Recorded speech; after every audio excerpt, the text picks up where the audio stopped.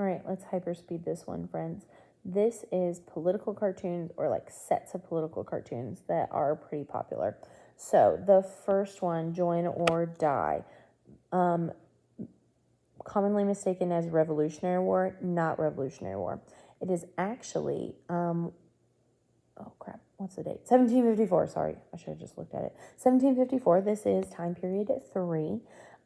It is one of the most famous American political cartoons created by Ben Franklin.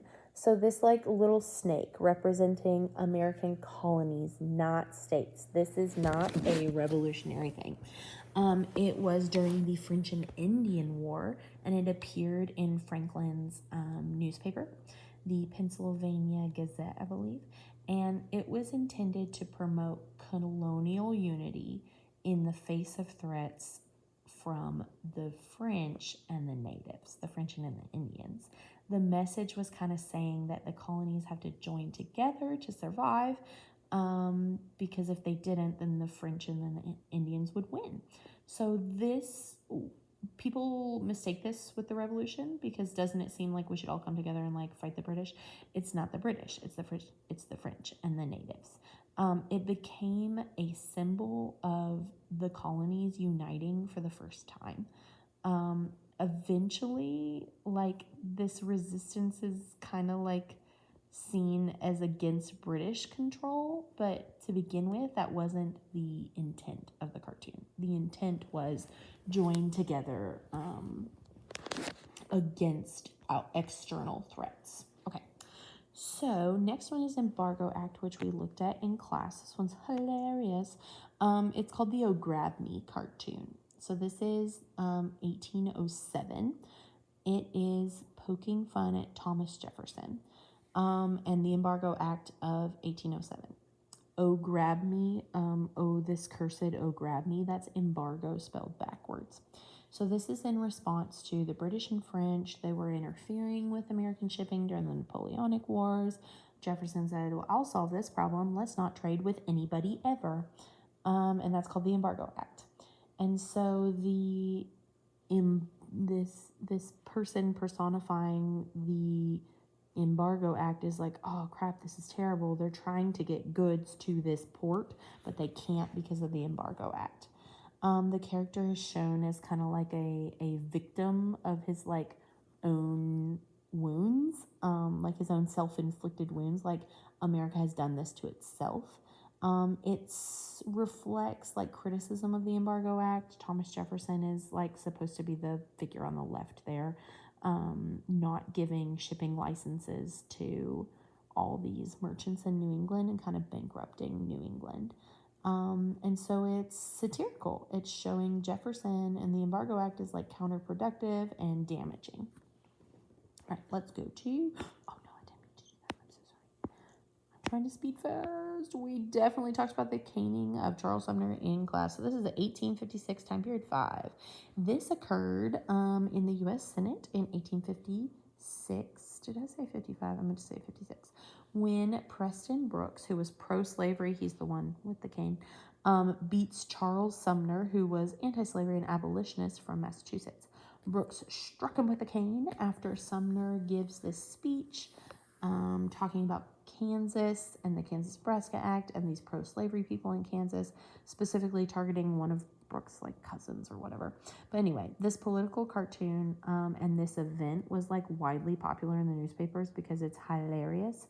And it shows, this cartoon shows Brooks as extremely violent and Charles Sumner is like a martyr for the abolitionist cause. And so Southern chivalry, argument versus clubs, basically saying like the North is trying to go about this using legislation and the South is using violence because that's who they are. And so these sort of cartoons just shows the growing tension and that it's only getting worse and the brutal nature that a civil war is going to have to end. All right, let's go to time period 7. Time period 7, America's New Hat in Puck magazine. Time period 7. So this is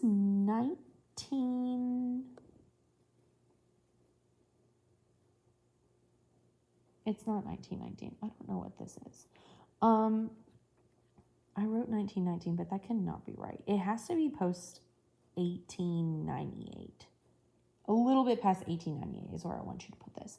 So basically, this is personifying America as a woman, expanding, going into this age of imperialism. Imperialism is the idea that America should expand its empire overseas. This started after the Spanish-American War of 1898, the splendid little war where we fought in Cuba against the Spanish and in the Philippines and won. We kept Cuba as a protectorate. We kept the Philippines, Guam, Puerto Rico as territories. And American Samoa, and America starts looking overseas for all these empires. Columbia's Easter bonnet, I'm sorry, is what it's called, not America's New Hat. And I'm so sorry, I don't have the date perfectly nailed down. Put it around 1898.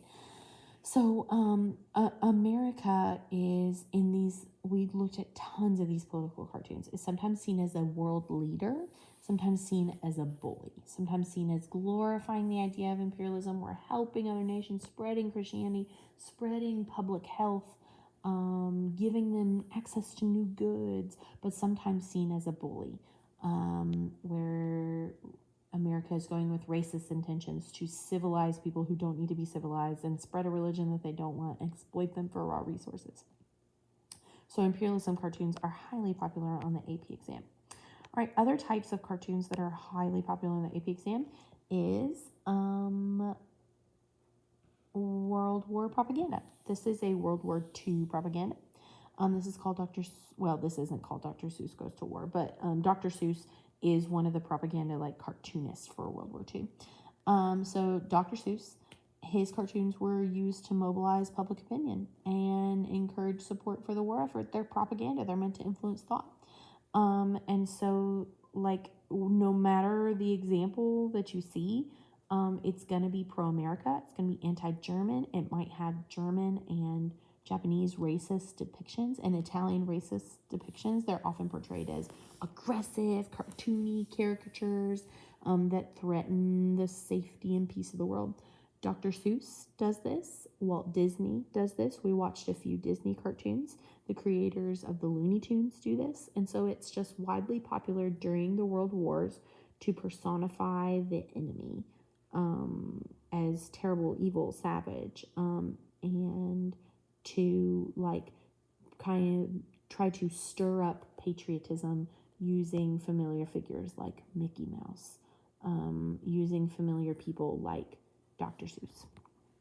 Okay, time period 8. This is the 1950s. This is the Second Red Scare, hunting communism. This cartoon, you see it says Committee on Un-American Activities. That's HUAC. The House of Un-American Activities Committee. They would investigate people that they think are communist. This was kind of in the riding the coattails of McCarthyism, where Senator Joseph McCarthy led this witch hunt in communism. He was like, I have the names of over 50 government officials who are known communists, and he never produced those names, and it was just this big boy who cried wolf situation. And so this cartoon and other cartoons at the time are kind of criticizing this hunt for communists, criticizing the Second Red Scare as mowing people over. But it's okay because we're hunting communists. So just saying that this Second Red Scare is superseding civil rights. People are getting mowed down in the process of it, leading to blacklisting of Americans, destroying careers and lives on very little evidence. All right, that's it.